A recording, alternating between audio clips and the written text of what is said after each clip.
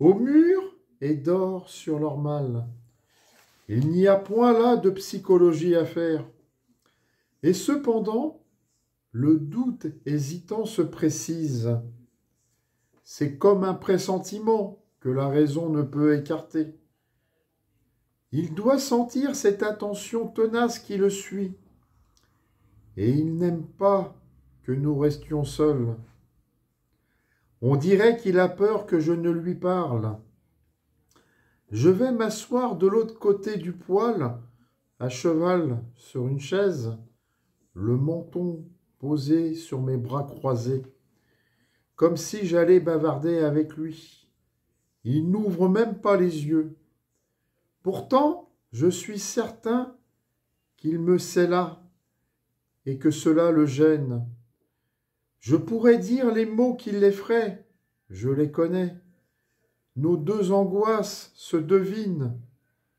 Au bout d'un moment, je crois voir trembler ses grosses mains aux ongles courts sur ses genoux de velours usé. Va-t-il enfin ouvrir les yeux, me regarder en face? Non. Peu à peu, sa respiration s'allonge, se fait régulière. Il s'est endormi. Alors, tout mon échafaudage de soupçons s'abat d'un coup. Et comme ses mains tremblent toujours, frémissantes de fièvre, je voudrais le réveiller, honteux d'avoir été mentalement cruel, et lui parler comme autrefois, gaiement, en camarade. Pourquoi me suis-je mis dans l'idée qu'il avait peur de passer près de la grange, où les hardes de mort sont entassées?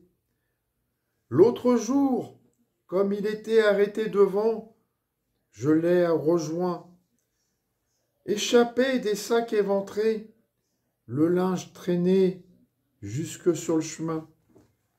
Tenez, lui ai-je dit, voilà le sac du grand Véron. Ce sont les lettres de sa mère qui dépassent. Elle était à l'hôpital et il s'était crevé pour lui envoyer quelques sous.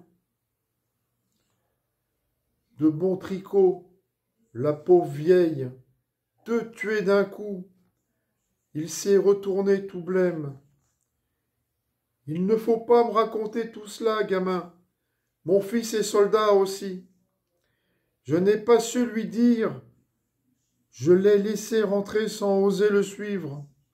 Le soir, j'hésitais presque à pousser la porte de la salle.